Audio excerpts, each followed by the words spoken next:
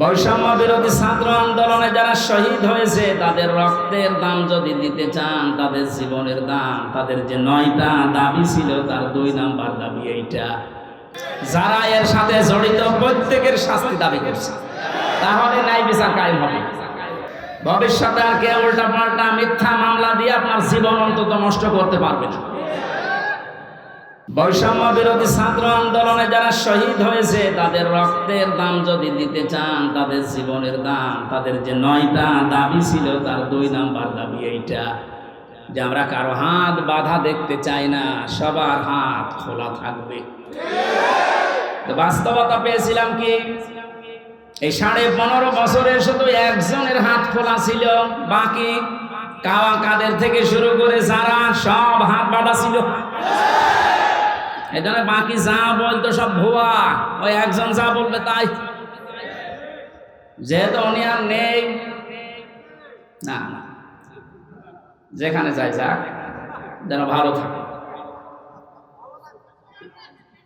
আমরা চাই এ দেশে কিয়ামতের আগে যেন আর কারো হাত বাঁধা না থাকে।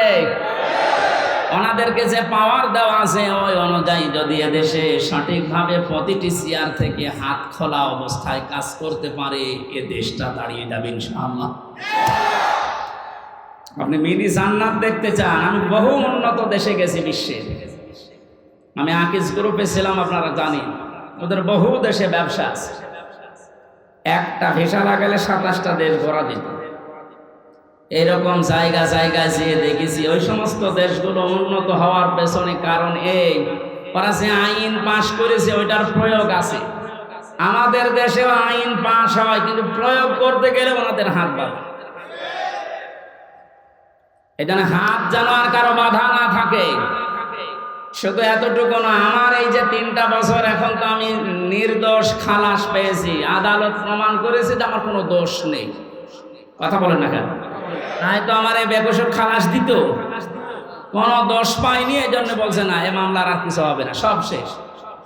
তাহলে আমি চাই আমাকে 3টা বছর বিনা কারণে আপনি আটক করে রাখলেন আমার মামলার আয়ুর সাথে, এবং টপ টু বটন যারা জড়িত প্রত্যেককে এভাবে 3 বছর করে আটক করে রাখা হোক। আমার রেখেছিল ফাঁসির কন্ডেম সেলের ভেতরে, আপনাকে রাখা হবে আয়না ঘরে। কিয়ামতের ময়দানটাও ঠিক এইভাবে আল্লাহ সাজাবে। আল্লাহ পাক বলেন, ওয়াসাহিবাতিহি ওয়া আখিহি ওয়া ফাসিলাতিহি আল্লাতী তুবি। মানুষ তার নিজের ভাইকে, তার নিজের স্ত্রী সন্তানকে, তার জ্ঞাতি গোষ্ঠীকে, তার বংশের লোক, তার দলীয় লোক, তার আত্মীয় স্বজন, যত যারা সাহায্য করত, তাকে আশ্রয় দিত দুনিয়ায়, সবাইকে আল্লাহ সামনে নিয়ে বলবে, আল্লাহ এগুলো সব দিয়ে দিলাম মুক্তিপণ হিসাবে, আমার কিছু বলবা না। কথাটা কি মিথ্যা মনে হচ্ছে? সূরা মারিজের আয়াত। আল্লাহ নিজে নাযিল করে জানিয়েছে মানুষ এটা বলবে। আমিও হতে পারি, আপনিও হতে পারেন, কিয়ামতে বলা লাগবে, আল্লাহ আমার এই মেয়েকে আমি দিয়ে দিলাম। এই আয়াতটা যখন আমি জেলখানায় থাকতে পড়েছিলাম, তখন ছোট মেয়েটার বয়স 1 বছর মাত্র। সবচেয়ে বেশি মনে পড়তো কথা, মাঝে মাঝেই চিন্তা হতো, আল্লাহ এর প্রতি আমার যে ভালোবাসা, দুর্বলতা, মহব্বত তুমি তৈরি করে দিয়েছো, কিয়ামতে এই ফারিহা জান্নাতকেও নাকি আমি বলবো আল্লাহ এরেও দিলাম মুক্তিপণ হিসাবে। এটা আমার কেমন লাগে, আমার বিশ্বাস হতে চাই না। কিন্তু কিয়ামতের ভয়াবহ যে দৃশ্য আল্লাহ নিজে ফুটিয়ে তুলেছেন, তখন মনে হয় না ফারিহা না, ফারিহার মাকে পর্যন্ত বলা লাগবে আল্লাহ এরেও দিয়ে দিলাম।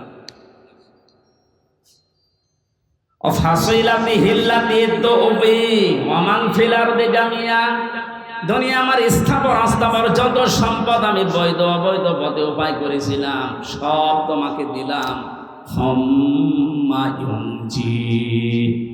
এরপরও তুমি আমারে নাজাত দাও। সঙ্গে সঙ্গে আল্লাহ ধমক দেবেন, কাল্লা ইন্নাহা লাযা, কখনোই না, তোরে আমি লাজায় ঢোকাবো। কোথায়? এখানে আলেম থাকলে জিজ্ঞাসা করেন লাজম শব্দটা শুনতে যত সহজ মনে হচ্ছে ভেতরের অবস্থা অত সহজ না। আল্লাহ বলেন নাযাআতান লিশাওয়া, এখানে প্রবেশ করার সঙ্গে সঙ্গে মানুষের আগে চামড়া উঠে যাবে। জয়পুরহাটবাসী কি একটা ঘর আল্লাহ বানিয়েছেন যেখানে প্রবেশ করলে আগে মানুষের চামড়া উঠে যাবে। রিমান্ডে আমি দেখেছিলাম মাটির নিচে যখন আমাকে নিয়েছে তো বহু ভয়ঙ্কর জায়গা আমি দেখেছি। মানুষের যে নখ তুলে নেয়, মাঝে মাঝে যে ডিম দেওয়ার নাম শুনি, এ বাস্তব আমি দেখেছি নিজে। যতদিন রিমান্ডে ছিলাম আমি বহু মামলার আসামি, তো কোনো দিন আমার চামড়া খুশি পড়ে গেছে না। বহু কষ্টকর সময় পার করেছিলাম খেয়ে না খেয়ে। ওনাদের আলেমদের প্রতি একটু বেশি অ্যালার্জি ছিল। অধিকাংশ অফিসার গুলো আমার ভাগ্যই পড়ে, ভাগ্যই খারাপ মনে হয়, ভাগ্যে পড়েছিল সব হিন্দু। ওরা তো আর আলেম জালেম বোঝে না। আজকে নয়ন হোসেন একজন মুসলিম, ওনার হাতে যদি আমি পড়তাম হয়তো আর কিছু না হোক, নামের আগে আলেম দেখেও ভেতরে একটা মায়া আসতো।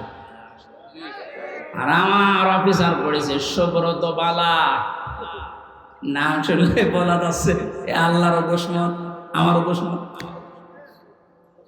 ওর মনে তো আর আমার প্রতি কোনো মায়া দয়া নেই, তারপরে ওরে উপর থেকে যা বলেছে ও তাই করবে। বহু ভয়ঙ্কর কষ্টের ভেতরে দিন পার করেছিলাম, কিন্তু আমার চামড়া উঠে যায়নি। কিন্তু আয়াতটা পড়ার পরে আল্লাহ জানিয়েছেন নাযাআতান লিশাওয়া, এমন একটা ঘর আমি বানিয়েছি লাজা, এখানে ঢুকলে আগে চামড়া খসে যাবে। কি ভয়ঙ্কর হতে পারে আপনি বলেন? কাদেরকে জাহান্নামে লাজা ডাকবে? তাদউ মান আদবারা ওয়া তাওয়াল্লা ওয়া জামাআ ফাআওয়া, যে মানুষগুলোকে সত্যের দিকে আহ্বান করা হয়, সত্যকে সত্য জানার পরও যারা অহংকার করে, এতবার করে, মুখ ফিরিয়ে চলে যায়। আর এই চরিত্রের মানুষ বাংলাদেশে বেশি। ও জানে যে এটা সত্য বিষয়, সত্য পথ, এরপরও হিংসা করে, অহংকার করে মানতে চায় না। খালি দেখে যে এটা তো আমার দলীয় লোক না, এটা আমার বাবার মুরিদ না, তখন আস্তে করে মুখ ফিরিয়ে চলে যায়। এই যে সত্যকে আপনার মন বলছে যে এটা সত্য পথ, এটা সঠিক পথ, শোনার পরে জানার পরও যদি আপনি মুখ ফিরিয়ে চলে যান, আপনাকে আল্লাহ প্রবেশ করাবেন লাজায়। কোথায়? কি ভয়ঙ্কর তথ্য আল্লাহ দিলেন দেখলেন না? চামড়া খসে যাবে আগে। 2 নম্বরে জামাআ ফাআওয়া, দুনিয়ায় যারা মাল সম্পদ, অর্থ সম্পদ শুধু জমা করে আর কি করে সংরক্ষণ করা যায় এই চিন্তা ভাবনায় থাকে। এই 15.5 বছরে যারা টাকা পয়সা জমিয়েছে, আপনি দেখেন তাদের দিকে, কোনদিন ঘোর অক্ষরও ভেবেছিল যে এভাবে আমার হঠাৎ করে হারিয়ে যাবে? ভাবেন। যারা জমা করেছেন বৈধ অবৈধ না দেখে শুধু জমিয়েছেন জমিয়েছেন জমিয়েছেন, আর কি করে সংরক্ষণ করা যায়, এটা স্থায়ী করা যায় সেই চিন্তা ভাবনা করে শুধু স্থায়ী করার চিন্তা। দেশে জায়গা নেই, বেগম পাড়া বানিয়েছে, সুইস ব্যাংকে রেখেছে টাকা। অনেকের কত টাকা সে নিজেও জানে না। এখন কিছু কিছু মানুষ ধরা পড়েছে, দেখছেন না? বালিশের ভেতরে টাকা, ফ্রিজে টাকা। একটা মানুষের চলতে কত টাকা লাগে বলেন তো? এই যে দরবেশ, কি হবে তারা টাকা দিয়ে বলেন? এখন তো ঠিকই পচা ডিম খাচ্ছে। এত টাকার মালিক বাংলাদেশে, ধনীর তালিকায় সে লোকটা 1 নম্বরে, অথচ আদালতে তুলতে গেলে এই মানুষটাকে ডিম মারছে। কত বড় রাগ হলে আদালতে তোলার সময় মানুষের লাথি মারে বলেন? আমরাও তো নিয়েছিলাম আদালতে, আমাদেরকেও নিয়েছে ওইভাবে, মাথায় দড়ি দিয়ে, হাতে হ্যান্ডকাপ দিয়ে, মনে হচ্ছে ছাগল গরু নিয়ে যাচ্ছে। হ্যাঁ, আমি দেখেছি যে অফিসারগুলো আদালতে তোলার সময় আসতো, এই প্রশাসনের এই মানুষগুলোর চোখের দিকে তাকিয়ে দেখেছি, ওরা মনে মনে কাঁদতেছে। ওদের শুধু উপরের নির্দেশ আর হাত বাঁধা ছিল, এই জন্য কিছু করতে পারে নাই। নাম নিতে এখন আর বাধা নেই। গারদখানায় বহু অফিসারকে আমি পেয়েছিলাম মুসলিম, ওরা নিজেরা চুরি করে যায় নামাজ নিয়ে এসে আমার বলতো আপনি নামাজ পড়ে নিন। নিজেদের হালাল টাকা, অবৈধ টাকা না, জানে যে অবৈধ টাকা দিয়ে খেতে যাবে না, নিজেদের বেতনের টাকাগুলো দিয়ে গরিব মানুষ ক টাকায় বেতন পায়, ওখান থেকে একটা ছোট্ট রুটি, ছোট্ট পাউরুটি এনে বলতো সারাদিন কিছু খাননি খান। কঠিন বিপদের সময় যে মানুষগুলো সাহায্য করেছিল, বিশেষ করে আমার আব্দুল আলীম কারাগারের ভেতরে এবং ওই গারদখানায়, ওই মানুষগুলোর জন্য এমনিতেই মন থেকে কান্না চলে আসে। দোয়া করি আল্লাহ তুমি তাদেরকে সর্বোচ্চ জায়গায় পৌঁছিয়ে দাও, তাদের জীবনের অভাবগুলো দূর করে দাও। যে চরিত্র দুইটার কথা বললাম আছে বাংলাদেশে, আপনি মিলান, যাদেরকে সত্যের পথে ডাকা হলে অ্যাবাউট টান করে চলে যায়, আর যারা শুধু সম্পদ জমা করে আর হিসাব নিকাশ করে যে কত হচ্ছে, এই চরিত্রের মানুষ দেশে আছে না নেই? এখানে বলেন, এই মানুষগুলো আমরা দাঁড়াবো আল্লাহর সামনে। আমি তো বললাম আমার 16 দিনের হিসাব এখনো ঠিক হয়নি, আর আপনার 16 বছরের হিসাব কি করে ঠিক করে রেখেছে? এইটার হিসাব আসলে মানুষের জীবন পাল্টানো সহজ। ওই যে মক্কার লোকগুলো যারা মানুষ খুন করত, জেনা করত, মানুষের সম্পদ ছিনতাই করত, ওদেরকে যখন নবীজি এই ভয়টা তৈরি করেছিলেন যে জবাব কিন্তু দেওয়া লাগবে, এই মানুষগুলো এতে পরিবর্তন হয়ে গেছে, যারা নারীর ইজ্জতের জম ছিল তারা নারীর ইজ্জতের পাহারাদার হয়ে গেছে। আমরা এই দেশে এইটাই করতে চাই, কিন্তু এটা করার জন্য যেটা লাগবে তার নাম কোরআন। এটা বাদ দিয়ে মানুষের চরিত্র সংশোধন করা সম্ভব না, এইটাই আমরা চাচ্ছি। মানুষগুলো যারা চিন্তা করে, রাহাজানি করে, যারা জেনা করে, মদ খায়, এই মানুষগুলোর ভেতরে জবাব দেওয়া লাগবে। এই টেন্ডেন্সি যদি আমরা এই সমস্ত অনুষ্ঠানগুলো করে করে ঢুকিয়ে দিতে পারি, যারা চিন্তায় করছে তারা এই সম্পদের পাহারাদার হবে ইনশাআল্লাহ। নবীদের যুগে যারা হয়েছিলেন তারাও তো মানুষ না ফেরেশতা? তারা যদি হতে পারে এই কোরআনের দ্বারা, আমরা পারবো না ইনশাআল্লাহ? কিয়ামতে আপনি দাঁড়াবেন সর্বপ্রথম আল্লাহর সামনে কয়জন করে বলেন বলেন? এখানে আমি 8টা শিক্ষা নিয়ে আসতে চেয়েছি। প্রথম নাম্বারে আপনার জীবনে যেন একটা ধাক্কা লাগে না, আমি একটু থেমে যাই, আমি কি নিয়ে হাজির হচ্ছি। এখনই যদি চোখ বন্ধ হয়ে যায়, আমার তো এখনই দাঁড়ানো লাগবে। দ্বিতীয় নম্বরে, কত মানুষ আমাদের এই ভারত, বাংলাদেশ, পাকিস্তানে বহু জায়গায় আমি ঘুরেছি, মানুষের ভেতরে এই টেন্ডেন্সি, এই বিশ্বাস, এই কথাকে যেন ঢুকিয়েছে কোনো চিন্তা নেই, কিয়ামতের ময়দানে বাবা আছে। এরকম বিশ্বাস নেই দেশে? আপনাদের এই রংপুর, রাজশাহী, রংপুর, এই সমস্ত বিভাগগুলোতে একটু কম আছে, এগুলো বেশি চট্টগ্রাম, সিলেটে। ওরা এত ভক্ত বাবার, আমার মনে হয় রাসূলুল্লাহকে অত ভালোবাসে না। এখান থেকে আমি যেটা নিয়ে আসতে চেয়েছি, আল্লাহ বলেন কিয়ামতে একা একা দাঁড়াবি, কেউ থাকবে না। তাহলে এই কথা দিয়ে যারা আপনাকে ধোঁকা দিয়ে বোকা বানাচ্ছে যে চিন্তা নেই বাবা থাকবে, এটা ডাহা মিথ্যা কথা বলেন। আর এগুলো তৈরি করার জন্য সবচাইতে বড় ব্যবসার জায়গা এই মাজার। 48,000 মাজার এখন এই দেশে সরকারি জরিপে। আপনি একটা মাজার দেখান যেখানে শরীয়তের বিরোধী কাজ নেই, একটা দেখান। নবী জানিয়েছেন লা তাত্তাখিযুল কুবুর মাসাজিদা, কবরকে সেজদার জায়গা বানিও না। অথচ অধিকাংশ মাজারে দেখি সেজদা দেয়। বলেন, মাজার পাকা করা নিষেধ, মোজাইক করা নিষেধ, টাইলস লাগানো নিষেধ, অথচ গরু ছাগল মরে গেলেও 3 তালা হচ্ছে কবর। এই জন্যই তো দেশ হক্কানি আলেমরা বলছে মাজার গড়িয়ে ভেঙে দেন, কোনো কাজ নেই মাজারের। মাজারের যদি এত সম্মান থাকতো, নবীজির জামাই হযরত ওসমানকে দেখে আসলাম, কবর জান্নাতুল বাকিতে পড়ে আছে, একটা পাথর দেওয়া মাত্র, কিচ্ছু নেই।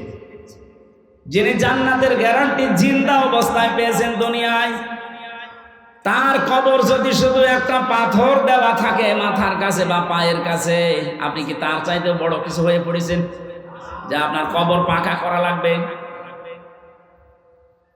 এগুলো যারা করছে বা করবে, এক কথায় বলছে সব ব্যবসা, কোনো কাজ নেই। মাজারে আগরবাতি মোমবাতি টাকা পয়সা দিলে যদি ভাগ্য খুলতো, রাসূলুল্লাহর যে কবর আমার মনে হয় 50 তলা হয়ে যেত। কথা বলেন, পৃথিবীর সর্বশ্রেষ্ঠ মানুষের কবরে যদি টাকা দেওয়া না লাগে, মোমবাতি দেওয়া না লাগে, আগরবাতি না লাগে, দোয়াও করতে দেয় না।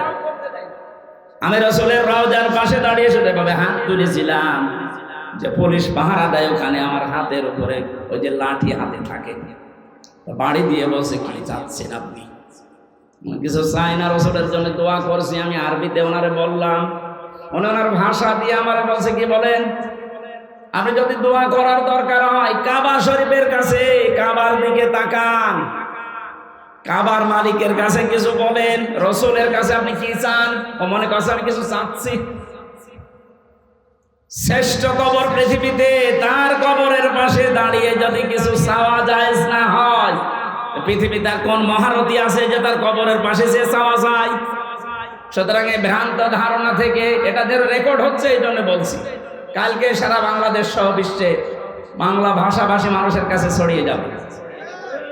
সবাইকে আহ্বান জানাচ্ছি, আপনি কিয়ামতে কোনো বাবা নিয়ে উঠবেন না, কোনো পীর সাহেব নিয়ে না, আপনি একা একা উঠবেন। কয়জন করে? স্রেফ একা, কেউ থাকবে না। আপনি আবার মিলান যে আপনি কি জবাব দেবেন। এ ধারণা যারা ঢুকিয়েছে তাদের ওইটাদের দরবার টিকানোর ব্যবসা। আমি তো কোরআনের আয়াত বলে দিয়েছি, সূরা মারিয়াম 95 নম্বর আয়াত। এর উপরে আর কোন দলিল পৃথিবীতে আছে? এরপরেও যদি কারো মন খারাপ হয় তাহলে এই আয়াতটিকে বাদ দিয়ে দিন না, এবার আর পারবে না। বিচারের দ্বিতীয় ধাপ, আমাদের এই বাংলাদেশে 4 প্রকারের রায় হয় আমরা দেখেছি।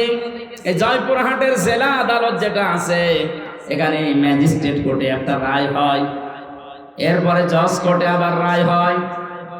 এখানে যদি আপনার রায় বিপক্ষে যায়, আপনি হাইকোর্টে যান ঢাকায়, হাইকোর্ট থেকেও যদি আপনি ন্যায় বিচার না পান, মনে করেন আমি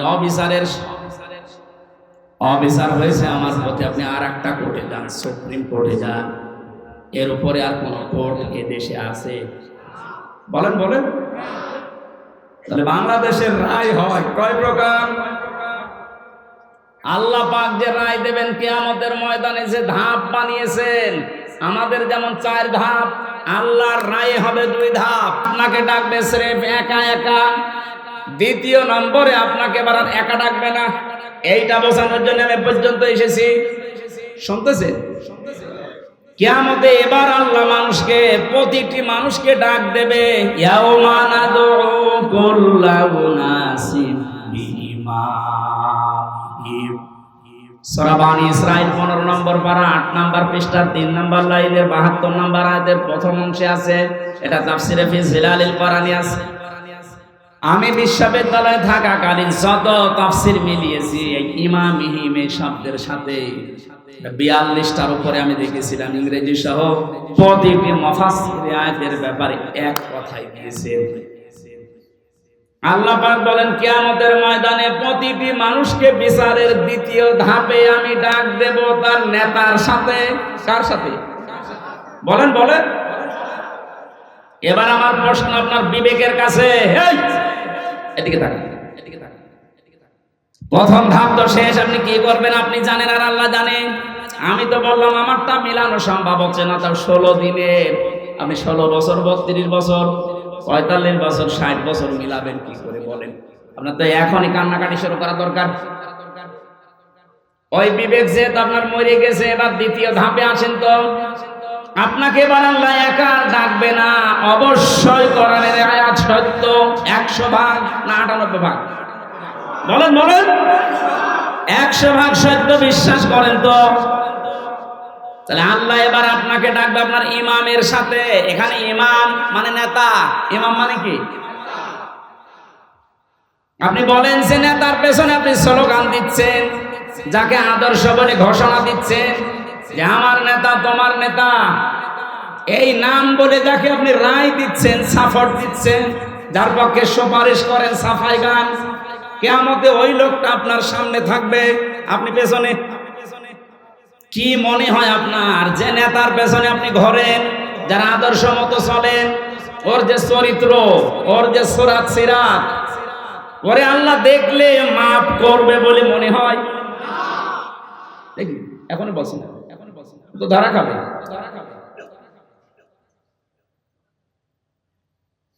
আমি তামাশা করার জন্য বলি না, আমার ইমান থেকে বলছি। কোরআনের এই চোখটা লাগিয়ে আমি দেখতে পাচ্ছি আমরা 100 জনের এই দেশে 98 জন ধরা খেয়ে বসে আছি। এই জন্য বলছিলাম এটা স্রেফ দুনিয়ার বিষয় হলে বলতাম না, এর সম্পর্ক আখিরাতের সাথে। ওই যে ইয়াসিন, আল্লাহর ঘোষণা দেওয়া নেতা এই একজন, তাকে না মেনে আপনি যাকে মানেন, হ্যাঁ তিনি যদি আপনার সামনে থাকতেন মুহাম্মদুর রাসূলুল্লাহ, আপনার চিন্তা থাকতো না? কথা বলে না কেন? তিনি বাদ দিয়ে আপনি যাকে মানেন, আপনি তো তাকে মানেন না। যাকে মানেন বলেন তো সেই লোকটা আপনার সামনে এখন দাঁড়িয়ে, আপনি পেছনে। আল্লাহ তো আগে তাকাবে তার দিকে। তার যে সুরাত সিরাত, তার চরিত্র, কিছু না হলেও কিছু আপনি জানেন। আপনার চাইতে বেশি জানে ওর সম্পর্কে কে? আরো জোরে বলেন। নিজে নিজেই বলছেন যে না, ওর দিকে তাকালে আল্লাহর মাফ করা সম্ভব না, আপনার পর্যন্ত তো যাবেই না।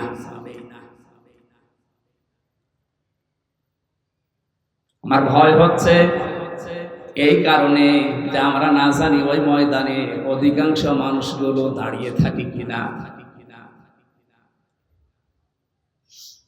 আল্লাহর ঘোষণা দেওয়া নেতা যেহেতু মুহাম্মদুর রাসূলুল্লাহ, আর উনি শুধু বাংলাদেশের জন্য না, ভারতের জন্য না, তামাম দুনিয়ায় যত রাষ্ট্র আছে যেখানেই বাস করেন, আপনাকে বিশ্ব নবী নেতা মানা লাগবে।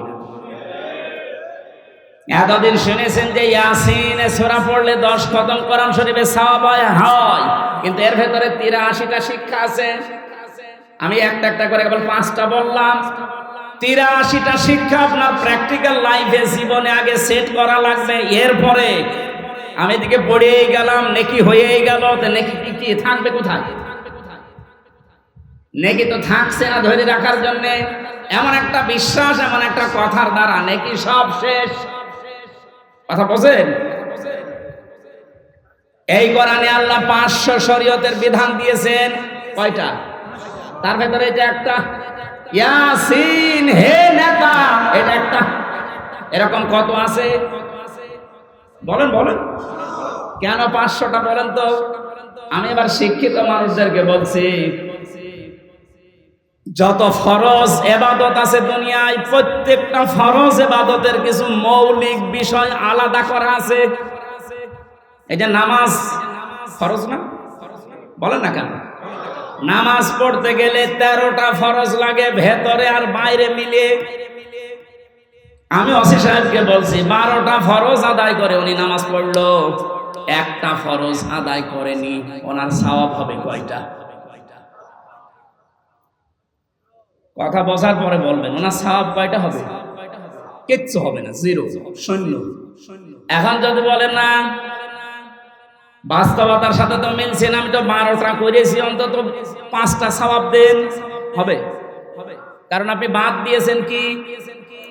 বলেন বলেন। ওয়াজিব আছে 14টা, 13টা আদায় করেছেন, একটা আদায় করেননি, আপনার নামাজ হবে না? নামাজ হবে, কিন্তু জরিমানা দেওয়া লাগবে। সহসেজদা বলে না? সহসেজদা মানে কি? জরিমানা। সহসেজদা মানে কি? তাহলে ফরজ যদি একটা বাদ যায় শেষ, ওয়াজিব বাদ গেলে হবে, কিন্তু সহসেজদা দেওয়া লাগবে, জরিমানা না দিলে ওইটাও শেষ। বাকি আছে নামাজ ভেঙে যায়, নষ্ট হয়ে যায় 19টা কারণে। কয় কারণে? এর একটা কারণ যদি পাওয়া যায়, 18টা ঠিক আছে, নামাজ থাকবে না ভেঙে যাবে? আরো জোরে বলেন। এটা যেমন সহজভাবে বুঝলেন, নামাজের ভেতরে অমৌলিক কিছু জিনিস আছে যেগুলো না হলেও নামাজ হয়ে যাবে। যেমন সুন্নাত আছে 12টা, মুস্তাহাব আছে 70টা। এরকম ভাগ ভাগ করে আমি 2 রাকাত নামাজ পড়তে গিয়ে 60,000 মাসালা পেয়েছি। কয়টা? আমার মনে হয় এখানে 60,000 মাসলা সবারই জানা আছে। 60টাই জানা। যে জন্য আমি এই পর্যন্ত আসলাম, এবার আসেন এই যে মঞ্চটা, এই মঞ্চের মৌলিক জিনিস 2টা, একটা খুঁটি আর একটা সামিয়ানা। এই 2টা মৌলিক না, আসল উপাদান। এই 2টা না থাকলে কেউ মঞ্চ বলবে? বলেন। অমৌলিক জিনিস আছে, এই যে টিস্যু বক্স, এই মাইক, এই যে ফুল দেওয়া আছে, বিউটিফাই করেছি, এই চেয়ার দেওয়া আছে, এই টেবিল আছে। এগুলো কি না থাকলে মানুষ মঞ্চ বলবে না? এ পর্যন্ত বুঝেছেন কিনা বলেন যে মৌলিক জিনিস 2টা, অমৌলিক জিনিস 10টা। সংখ্যার দিক থেকে মৌলিক জিনিস বেশি না কম? বলেন। কিন্তু গুরুত্বের দিক থেকে এত বেশি, এর একটাও যদি না থাকে এ মঞ্চ টিকবে? খুঁটি না হলেও হবে না, ছাদ না হলেও হবে না, কিন্তু টিস্যু বক্স না থাকলে হবে না। না বলেন বলেন। কোরআনে আল্লাহ 500 মৌলিক জিনিস দিয়েছেন, 6,666টা আয়াত। এর ভেতরে মাত্র 500 আয়াত শরীয়তের বিধান। আপনি কোথায় 6,666? 500 বাদ গেলে কি হয়? হয়তো বাকি যেগুলো আছে সব ওই টিস্যু, ফুলদানি, এই টেবিল, এই মাইকের মতো, কিন্তু 500 যেটা আছে সেটাই সামিয়ানার খুঁটির মতো। এর একটাও বাদ গেলে আপনি এখানে বসেও থাকতে পারবেন না, কাওয়া কাদেরের মতো পড়ে যাবে। একবার পড়ে গিয়েছিল না, কেবল স্মার্ট বুঝেছে আর ঢপ করে গিয়েছিল। তাহলে ওর মৌলিক জিনিস ছিল না, খুঁটি ছিল না হয়তো, কিন্তু দুর্বল ছিল। এখান থেকে আমি যেটা নিয়ে আসতে চাই, মৌলিক জিনিস না থাকলে অমৌলিক হাজারও থাকলে তার কোনো দাম থাকে না। ওসি সাহেব যদি নামাজ পড়তে গিয়ে 12টা আদায় করে, একটা আদায় না করে, উনি নিজেও এখন বলবে যে কোনো সওয়াব নেই, 0 হবে, শূন্য হবে। এ পর্যন্ত বুঝেছেন তো? 500 আয়াত শরীয়তের বিধান, একটা মানেননি, 499টা মেনেছেন। কিয়ামতের দিন যখন আল্লাহ মিজানের পাল্লায় আপনাকে তুলবে, আপনারও ওই ফল হবে 0, শূন্য। এবার আসেন এই শব্দটার একটু ব্যাখ্যা করি। মিজানের পাল্লা বলি আমরা, মিজান মানে কি?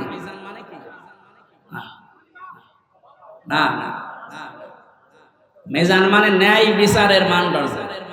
হাইকোর্টের সামনে দেখবেন একটা দাড়ি পাল্লা টাঙানো আছে, এই টাঙানো নেই? ও দাড়ি পাল্লা সরকার টাঙিয়েছে কি খেলা করার জন্য, নাকি ওতে একদিকে ঝুলিয়ে থাকে? সমান্তরাল। দেশের 18 কোটি মানুষকে বোঝাতে চায় দেশের সরকার যে কোন জায়গায় যদি ন্যায় বিচার না পাও, এখানে ন্যায় বিচার পাবা, এটা ন্যায় বিচারের প্রতীক। তাহলে দাড়ি পাল্লা মানে ন্যায় বিচারের মানদণ্ডের প্রতীক। এটা আমাদেরকে যে কিয়ামতে আল্লাহ মাপ দেবেন, আমরা জানি যে কিয়ামতে আল্লাহ মাপ দেবেন। আমল কি মাপবে? আমলের মাপ দেবে না মিজানের পাল্লায়? এটা শুনেছেন কোনদিন নাকি আজকে শুনলেন? কিয়ামতের দিন আল্লাহ মাপ দেবে কি? আমল। বলেন বলেন। আমল মানে কি? কে বললো আমল মানে নেক কাজ? মানে আমল মানে শুধু কাজ। নেক কাজ হতে হলে তো সালিহাত ধরতে হবে। তাহলে আমল মানে বাংলায় কি? বলেন। কাজ। এখানে যারা আছে, ক্লাস চলছে, আমার ডক্টর গোলাম রব্বানী, আপনাদের নওগাঁয় বাড়ি, ডক্টর লোকমান স্যার এইভাবে হাতে কলমে উনি শেখাতেন। তোমরা কাজ করতে চাও, এই যে মঞ্চটার কথা বললাম, এটা যদি আমি স্যারকে বলি, স্যার এই মঞ্চটা আপনি মেপে দেন, উনি দাড়ি পাল্লায় তুলে দেবে। এটা মাপার জন্য একটা যন্ত্র আছে না? এই নাম কি? ফিতা। নাম কি? ফিতা দিয়ে মাপলে বুঝতে পারবে না কত ইঞ্চি, কত ফুট। এই যে পানিটা যদি ওনারে দিয়ে বলি এটা ফিতা দিয়ে মেপে দেন, হবে? এটার জন্য সিসি লাগবে। লিটার লাগবে, এরকম যন্ত্র আছে আলাদা। ওনারা যদি সাইল দিয়ে বলে যে ফিতা দিয়ে সাইল মেপে দেন, হবে? ওটার জন্য বাটখারা লাগে, কেজি লাগে। পৃথিবীর প্রতিটা জিনিস যে তো মাপ করার জন্য আলাদা আলাদা যন্ত্র আছে। তাহলে আমল মানে আমরা সবাই বলছি আমল মানে কাজ। আমল মানে, আমল হচ্ছে আরবি, বাংলায় কাজ, ইংরেজিতে ওয়ার্ক। তো এই যে কাজ, আমি স্যারকে যদি বলি স্যার এই 5 কেজি কাজ মেপে দে, পাগল বলবে না? কাজ কি দাড়ি পাল্লায় মাপে মানুষ যে 5 কেজি কাজ আর এদিকে 10 কেজি কাজ হবে? কাজ মাপতে হলে একটা আলাদা যন্ত্র আছে। সেই যন্ত্রের নাম কি? হ্যাঁ, আপনারা এলাকায় কি পড়াশোনা নেই নাকি? কি পড়েন? কামেল পাস করেন, অনার্স মাস্টার্স করেন, একটু বুঝে বুঝে পড়া যায় না? কাজ মাপতে হবে একটা আলাদা যন্ত্র আছে, ওই যন্ত্রের নাম হচ্ছে গুরুত্ব। নাম কি? কাজ মাপে মানুষ গুরুত্বের ভিত্তিতে। স্যার যদি এক কনস্টেবলকে ডাক দিয়ে বলে জয়পুরহাট সদরে যাও, এই 500 টাকা দিয়ে আসো, এখন উনি সকাল থেকে আশায় আছে যে টাকা দিয়ে আসবে। 2-3 ঘন্টা পরে খোঁজ নিয়ে দেখছে 1-1.5 কিলো যাওয়ার পরে কনস্টেবল মার্বেল ফেলতেছে। ওনার কথা আর ওনার কাজের কোনো গুরুত্ব কনস্টেবল দিয়েছে? ওর উপরে তো উনি খুব খুশি হবে, রাজি হবে নাকি? বলেন, আপনাকে আল্লাহ 500টা কাজ দিয়েছিল দুনিয়ায়, যেটা মৌলিক কাজ, এই ছাদের মতো আর খুঁটির মতো। এগুলো আপনি না করে মার্বেল খেলছে। পরবর্তীতে যখন আল্লাহ দেখছে এ কি করে, এই গুরুত্বপূর্ণ কাজগুলো না করে ও মার্বেল খেলছে, ওনার মতো আল্লাহর রাগ হওয়া সম্ভব না। আপনার জীবনের যে মৌলিক কাজ, যা গুরুত্বের ভিত্তিতে আল্লাহ মাপবেন। 500টা কাজ দিয়েছেন, 500টা কাজের গুরুত্বপূর্ণ কিছু অংশ আছে। নামাজের যেমন 13টা। এই অজু করতে গেলে মানুষের অজু ভেঙে যায় কয়টা কারণে? 7 কারণে। বলেন কয় কারণে? এর ভেতরে যদি 6টা আদায় করেন, একটা আদায় করেননি বা নষ্ট হয়ে গেছে, আপনার পুরা অজু শেষ। ওই অজু দিয়ে নামাজ হবে? আমি কেন বলছিলাম এই কথা বারবার ক্লাসের মতো? আমাদের আজকে আমল মাপার, অনেকে মনে করে কিয়ামতের দিন এদিকে আমি 10 কেজি সওয়াব তুলে দেব, এদিকে 11 কেজি গোনা তুলে দেব, একটু কম বেশি হবে। অথবা এদিকে 11 কেজি সওয়াব, এদিকে 10 কেজি গোনা, একটু বেশি হবে, আল্লাহ জান্নাত দিয়ে দেবে। আরে ভাই, কাজ কি মানুষ মাপে দাড়ি পাল্লা দিয়ে নাকি? গুরুত্ব দিয়ে মাপতে হয়। আপনার জীবনের গুরুত্বপূর্ণ কাজই তো নেই। এই পৃথিবীতে যত গুরুত্বপূর্ণ কাজ আছে, এই যে ছাদের মতো আর খুঁটির মতো, তার ভেতরে 1 নম্বরে গুরুত্বপূর্ণ কাজ হচ্ছে আহসানু আমালা, সবচাইতে উত্তম কাজ। সবচাইতে উত্তম কাজ 500টা, তার ভেতরে 1 নাম্বার কি? 1 নাম্বার হচ্ছে আনাকিমুদ্দিন, এই পৃথিবীতে আল্লাহর দিন কায়েম করে দেখাও। এইটার নাম শুনলে যাদের কাছে রাজনীতি মনে হয়, দুনিয়ার কাজ মনে হয়। হযরতে মুসা তাহলে ভুল করেছিল, হযরতে ঈসা ভুল করেছিল, ইব্রাহিম নবী ভুল করেছিল, নূহ নবী ভুল করেছিল, মুহাম্মদ রাসূলুল্লাহ ভুল করেছিল। ওনারা তো এই কাজ করতে গিয়ে 27টা যুদ্ধের নেতৃত্ব দেওয়া লেগেছে। আপনি এই কাজের কথা শুনলে খালি দুনিয়ার কাজ মনে করেন, রাজনীতি মনে করেন, মানে আপনার তো মৌলিক কাজই হাতছাড়া হয়ে যাচ্ছে। ফুল দিয়ে এসব দিয়ে কি করবেন? আমি আশা করি কথা বোঝাতে পেরেছি। এরপরও যদি কেউ না বোঝার ভান করে থাকেন, এদিকে আসেন, আসেন, আপনাকে চট করে ঢুকিয়ে নিন। আসেন, আসেন।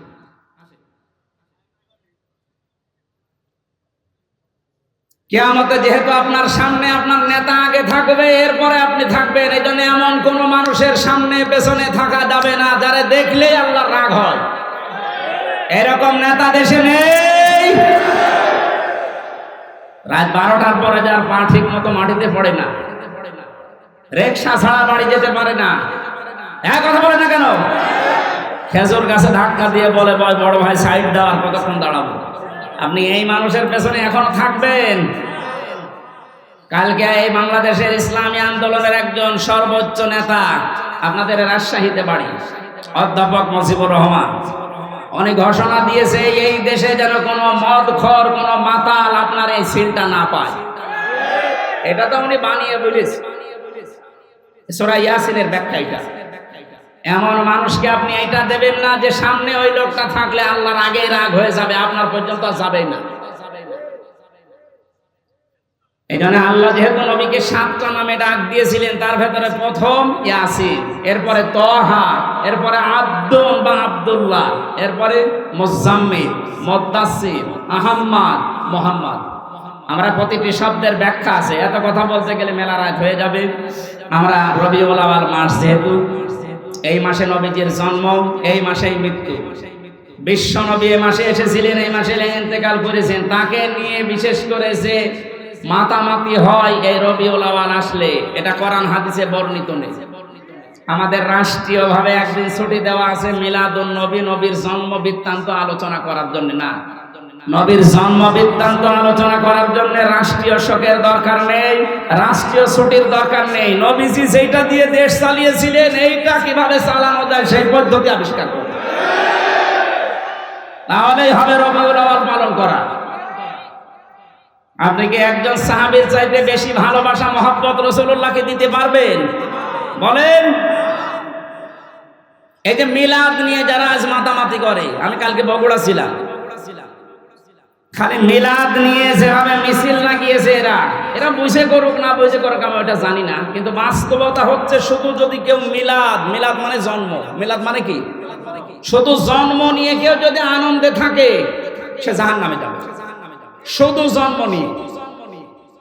কারণ নবীজির ইন্তেকালের 600 বছর পরে এই মিলাদ আবিষ্কার করেছে মানুষ। তাহলে এই 600 বছরে তো মিলাদ হয়নি দুনিয়ায়, ওরা জান্নাত যাবে না? বলেন। আপনি এই 600 বছর পরে কোথায় পেলেন এটা? ইসলামের ভেতরে নতুন কিছু আবিষ্কার যে করে সে বেদাত করে, আর বেদাত করলে সে গোমরা, আর গোমরা হলে সে জাহান্নামী। আপনি একটা কথা খণ্ডন করতে পারবেন? এবার আসেন আমি দলিল দিচ্ছি। দুইজন চাচা ছিল নবীজির জন্মে খুশি, একজন আবু লাহাব আর একজন আবু তালেব। এরা আপন চাচা। এই দুইজন এত বেশি খুশি হয়েছিল নবীর জন্মে, যারা সংবাদ দিয়েছে তাদেরকে আজাদ করে দিয়েছে। আর আবু তালেবের জীবনী পড়েছি, ও নিজের সন্তান আলীকে কাছে রাখতো না, কিন্তু ভাতিজা মুহাম্মদ এতিম, বাবা নেই মা নেই, এই জন্য নিজের কাছে রাখতো। এত আদর করেছে, বলতো ভাতিজা আমি তোমার ধর্ম মানি না, কিন্তু তোমার শরীরে কেউ আঘাত করুক এটা আমি বেঁচে থাকতে সহ্য করবো। আপনি আর কি করেন বলেন তো? নবীর জন্ম আসলে সেই লোকটার দিকে তাকান, জীবন পর্যন্ত দেওয়ার মতো এইরকম মহব্বত করতো রাসূলকে। তো মারা যাওয়ার সময় নবীজি যখন বললেন ইয়া আম্মি আবি তালিব লা ইলাহা ইল্লাল্লাহ হাজ্জুল লাকা ইনদাল্লাহি ইয়াউমাল কিয়ামাহ, বুখারী শরীফের হাদিস। নবীজি মাথার কাছে এসে বলেন চাচা, আশপাশে মানুষজন দাঁড়িয়ে আছে, আপনার জোরে বলার দরকার নেই, আমার কানের কাছে মুখ নিয়ে শুধু আস্তে করে বলেন লা ইলাহা ইল্লাল্লাহ। মুহাম্মদুর রাসূলুল্লাহ বলার দরকার নেই, কারণ ওটা আমি নিজে আমি জানি। আপনি শুধু আল্লাহর একাত্মবাদের স্বীকৃতি আমার কানে শোনান, কারণ আমি সাক্ষী, আমি শাহেদ। আমি কি? শাহিদা ওয়া মুবাশশিরা ওয়া নাযীরা, এই শব্দগুলো কোরআনে নেই। আমি যে সাক্ষী, কিয়ামতে তো বলা লাগবে। আপনি শুধু আমার কানের কাছে একটু বলেন যে লা ইলাহা ইল্লাল্লাহ, আর কিছু বলা লাগবে না, কাউকে শোনানোরও দরকার নেই। এরা যদি বলতে পারেন কিয়ামতের ময়দানে আমি নবী আপনাকে আল্লাহর দরবারে ঝগড়া করে জান্নাতে নিয়ে যাব, বলে না।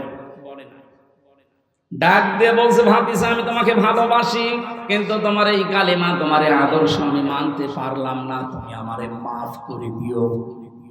অজয়পুরহাটবাসী, মাফ করার মালিক নবীজি না আল্লাহ? বলে এত ভালোবেসেছিল, জন্মে খুশি হয়েছিল এই যে আবু লাহাব আর আবু তালেব, কই তাদের জীবনে পড়ে দুইজনেই জাহান্নামী।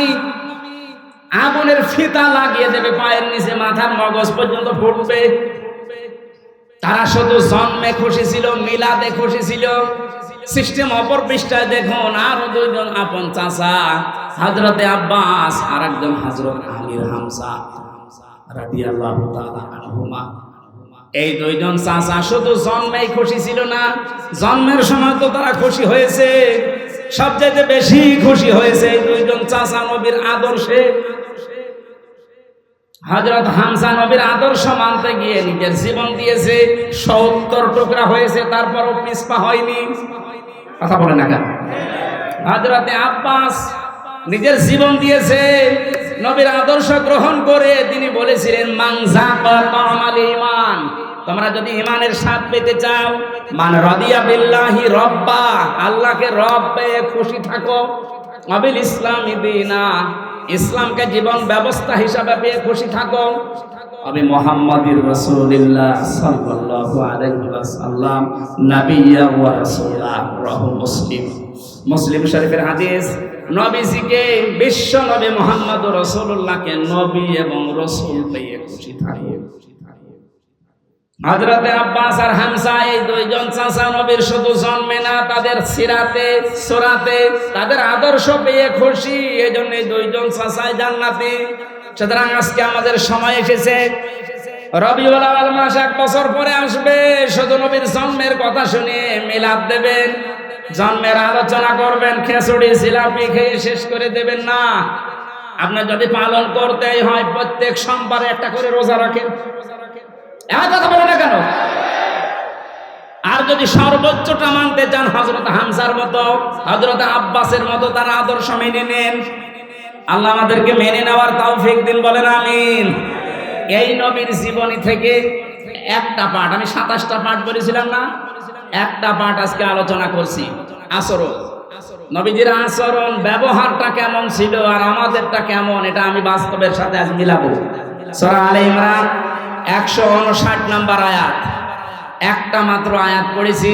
এই আয়াতের ভেতরে যা আছে তাফসীর আকারে বলার চেষ্টা চালাচ্ছি, নাকি শেষ করে দেব?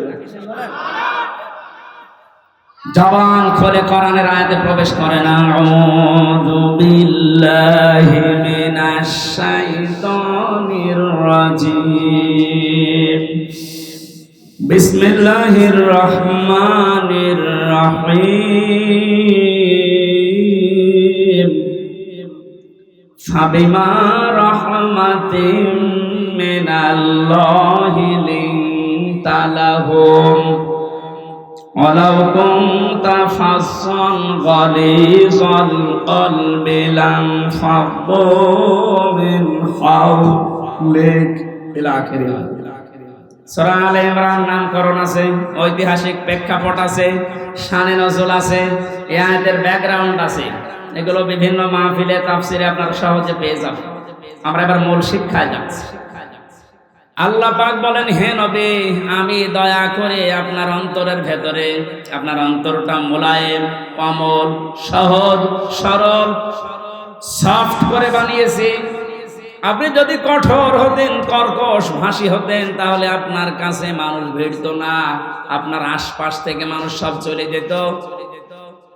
আপনি যেহেতু নরম দিলের মানুষ, মানুষদেরকে আপনি ক্ষমা করেন আর তাদের জন্য ক্ষমা চান। কোনো কাজ করতে হলে যারা অধীনস্থ আছে তাদের সাথে পরামর্শ করে করবেন। কাজটার যখন সিদ্ধান্ত নেওয়া হয়ে যাবে তখন ভরসা করবেন একচ্ছত্রভাবে আল্লাহর উপরে। যারা ভরসাকারী তাদের আল্লাহর উপরে ভরসা করাই উচিত। এটা বাংলা অর্থ ছিল। এবার আমরা তাফসিরে যাই। নবীজিকে আল্লাহ এত কমল, এত সফট একটা হৃদয় দিয়েছিলেন, তার যে আচার ব্যবহার গুলো, আল্লাহ পাক তার আচার ব্যবহার প্রমাণ করতে গিয়ে একটা নাম দিয়েছেন, খুলুকুন আযীম। হে নবী, আপনি মহান চরিত্রের উপরে প্রতিষ্ঠিত। জোরে বলুন সুবহানাল্লাহ। নবীজির যে আচরণগুলো ছিল, প্রথমে শিশুদের সাথে ধরেন, এটা বাচ্চাদের সাথে যার যে আচরণ, হাদিস প্রমাণ করছে। নবীজি রাস্তা দিয়ে যখন হেঁটে মসজিদে নববীতে কাবা শরীফে যেতেন, রাস্তার আশেপাশে বাচ্চারা খেলাধুলা যারা করত, বিশ্ব নবীকে দেখলে নিজের মা, বাবা, বড় ভাই সব ছেড়ে নবীর কাছে ছুটে আসতো। আমাদের ভেতরে চরিত্রটা অনেকের নেই। বাচ্চাদেরকে আদর করা, মহব্বত করা, ভালোবাসা দেওয়া। নবীজি বলেন, ছোটদের সাথে আমার ভালোবাসাটা, আমার আন্ডারস্ট্যান্ডিং এমন ভাবে পয়দা হয়েছিল, আল্লাহ তৈরি করে দিয়েছিলেন বাচ্চারা যদি নিজের মা বাবাকে দিনের পর দিন, মাসের পর মাস, বছরের পরে বছর না দেখতো, আমি নবীর সাথে থাকলে ওরা মনে করতো মা বাবার সাথে আছে। হযরতে যায়েদ রাদিয়াল্লাহু তাআলা আনহু তিনি বিক্রি হয়ে গেলেন একবার ছোটবেলায়। ভাগ্য তাকে খাদিজাতুল কুবরার কাছে পৌঁছিয়ে দিয়েছে। হযরতে খাদিজা তার স্বামী মুহাম্মদুর রাসূলুল্লাহর কাছে উপহার দিলেন যে কামে কাজের লোক হিসাবে আপনাকে দিলাম, আপনি খেদমতের জন্য নিয়ে নেন। 7 দিন হয়ে গেছে। হযরতে যায়েদের বাবা এবং চাচা খবর পেয়েছে মক্কাতে মুহাম্মদুর রাসূলুল্লাহর কাছে আছে তার সন্তান। জয়পুরহাটবাসী একটু নিজের জীবনের সাথে মিলান তো। নিজের আপন চাচা, আপন বাবা এসে বলছে, মুহাম্মদ শুনতে পেরেছি আমাদের সন্তান তোমাদের কাছে আছে, ফেরত দিয়ে দাও। নবীজি ডাক দিয়ে বললেন, আপনারা কে? আমি চিনি না। আমরা যায়েদের পিতা, এটা যায়েদের চাচা। বিশ্ব নবী বলেন, আপনারা যদি চাচার বাবা হয়ে থাকেন, যায়েদ যদি আপনাদেরকে চিনতে পারে আর যদি যেতে চায়, আমি বাধা দেব না। কিন্তু যায়েদ যদি যেতে না চায়, আপনারা জোর করে নিয়ে যেতেও পারবেন না। পিতা বললেন, হ্যাঁ, আপনি অবশ্যই যুক্তিপূর্ণ কথা বলেছেন। হযরতে যায়েদকে নিয়ে আসা হলো। নবীজি জিজ্ঞাসা করলেন, যায়েদ এদেরকে চেনো? হযরতে যায়েদ বলে, হে রাসূল, এটা আমার বাবা আর এটা আমার চাচা। হযরতে যায়েদের পিতা ডাক দিয়ে বলে, যায়েদ তাড়াতাড়ি বাড়িতে চলো, তোমার মা কান্নাকাটি করছে, অসুস্থ হয়ে গেছে কাঁদতে কাঁদতে। সম্পদ যা আছে, তুমি তো আমার একক সন্তান, সব তোমারে দিয়ে দেব। হযরতে যায়েদ ওই দিন একটা কথা বলেছিলেন, আপনি একটু মিলান তো, আপনার কাছের বাড়ির ছেলেটা মেয়েটা আপনার সম্পর্কে কথা বলতে পারে কিনা। হযরতে যায়েদ বলেছিলেন, হে আমার পিতা, হে আমার চাচা, বাড়ির সম্পদ সহ যা আছে সব আমাকে দিয়ে দিতে চান। এই 7টা দিনে লোকটার কাছে থেকে যে ব্যবহার আমি পেয়েছি, তামাম দুনিয়া দিলেও একে ছেড়ে যাওয়া যায় না। কি ব্যবহার পেয়েছিলেন নবীজির কাছে মাত্র 7 দিনে এই ছোট মানুষটা। আপনার বাড়িতে যে ছেলেটা কাজ করে, যে মেয়েটা কাজের মেয়ে, ওকে একদিন গোপনে ডেকে বলবেন, ওই তোরে 2 লাখ টাকা দেবো, তুই কি চলে যাবি? ও বলবে, শয়তান, টাকা দেওয়া লাগবে না, এমনি ছেড়ে দে। কথা বলবে।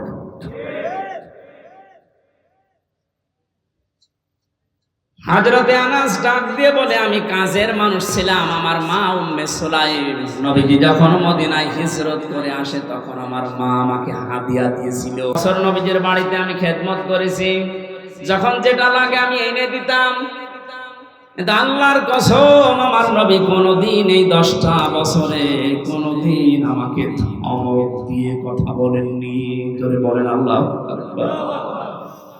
বিষয়টা শুনতে যত সহজ মনে হচ্ছে, যে যে চেয়ারে বসে আছেন ওই জায়গা থেকে ভাবেন তো, আপনার অধীনস্থ লোকদের সাথে আচরণ করা কত কঠিন।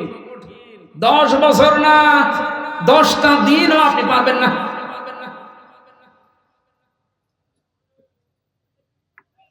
অনেক থানাতে আমি এই যে 13 সাল, 14 সাল, 15 সাল, এই সালগুলোতে আমি থানাতে বেশি থাকতাম। ওসি সাহেব, এই যে কনস্টেবল, যে লোকটা অস্ত্র নিয়ে গেটে দাঁড়িয়ে থাকে, এর সাথে যে আচরণটা করে, মাঝে মাঝে আমার মনে হতো, আল্লাহ, এই কনস্টেবল যদি ওই চেয়ারে বসে, আর আল্লাহ তুমি ওরে যদি ওখানে কনস্টেবল হিসাবে দাঁড় করিয়ে রাখো, ও যে ব্যবহার করলো কিছুক্ষণ আগে, ওইটা যদি ওর সাথে করতো, আমার মনে হয় ঘৃণায় মরে যেত।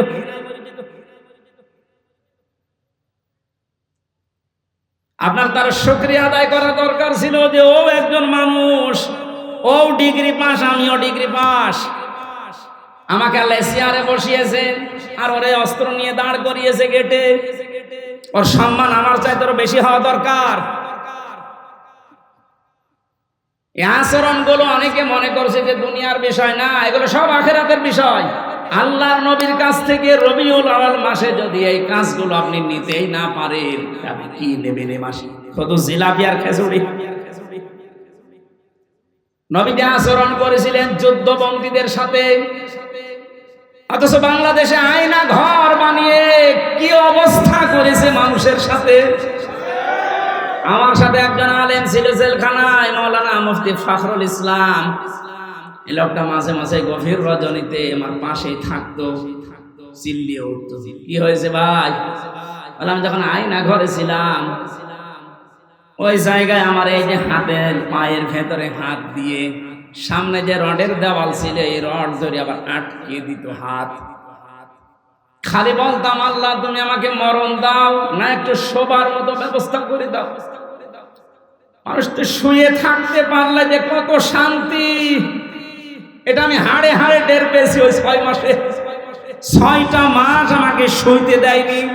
হাত এভাবে 24 ঘন্টা বাঁধা, শুধু পোশাক পায়খানার জন্য 1.5-2 মিনিট সময় দিত, আর খাবারের জন্য যা দিত খাওয়ার মতো না। 3-4টা তরকার এক জায়গায় দিয়ে মনে হচ্ছে কে মাখিয়ে খেয়ে ফেলে দিয়েছে। সেইটা মানুষের শরীর যে খারাপ হয়ে যায় তার বাস্তব প্রমাণ দেখেননি ব্যারিস্টার আরমানের? ও চেহারা কি হয়ে গেছে। আমি 10 দিন ছিলাম মাটির নিচে মাত্র, তাই আমি নিজেকে চিনতে পারছিলাম না।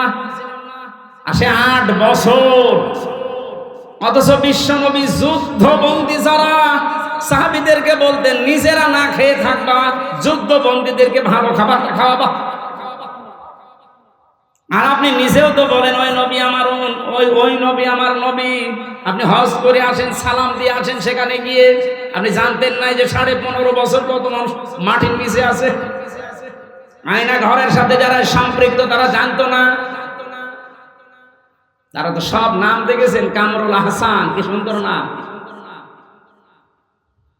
সৌন্দর্যের প্রতীক কামরুল আহসান। এত সুন্দর নাম নিয়ে লোকটা ঘুমাতো কি করে রাতের বেলা? আয়না ঘরের দৃশ্যগুলো তো অবশ্যই আপনি মাঝে মাঝে যে দেখে আসতেন। দেখে আসার পরে আপনি কি ঘরে এসে স্ত্রীর কাছে ঘুমাতে পারতেন? আমার তো ঘুম হবে না। 2 দিন 5 দিন 10 দিন হলে হয়, 8 বছর 10 বছর একটা মানুষ কবরের মতো জায়গা। রাত দিন বোঝা যায় না, কখন আজান হয় কখন নামাজ হয় কিছুই জানে না। আন্দাজে নামাজ পড়তাম, 4 ওয়াক্ত নামাজ আমি একবারে পড়েছি। কি করবো আমি জানি না যেখানে আজান হচ্ছে না কি হচ্ছে। নবীজি গভীর রজনীতে যুদ্ধবন্দী যারা ছিল বদরের ময়দানে, তাদের কাছে যে দেখলেন একজনের হাত একটু টাইট করে বাঁধা। নবীজি বললেন, সাহাবী কারা আছো এর হাতটা একটু খুলে দাও। আয়ুতিমুনা তাআমা আলা হুব্বিহি মিসকিনা ওয়া ইয়াতীমা ওয়া আসীরা। যারা জান্নাতে যেতে চাও তারা ইয়েতিম, মিসকিন, অসহায় এবং যুদ্ধবন্দী যারা, বিশেষ করে যারা বন্দী জীবনে আছে তাদেরকে খাবার খাওয়াও, এ নির্দেশ কার? আর আপনি কি করলেন? আবার জান্নাতে আপনার বলে হক আছে দাবি করে অনেকে। যা করেছেন আমার মনে হয় জান্নাতে আপনার হক নেই, আপনার হক আছে জাহান্নামে। নবীর উম্মত পরিচয় দিতে আপনার লজ্জা লাগবে না কিয়ামতে? নবীজি কি করলেন আর আপনি কি করেছেন? হচ্ছে না আমাদের আচরণ। শুধু রবিউল আউয়াল আসবে চলে যাবে, আপনি যদি এই আচরণগুলো ব্যবহারগুলো নিতে না পারেন তো কি হবে? খেচুড়ি আর জিলাপি খেয়ে পায়খানা করে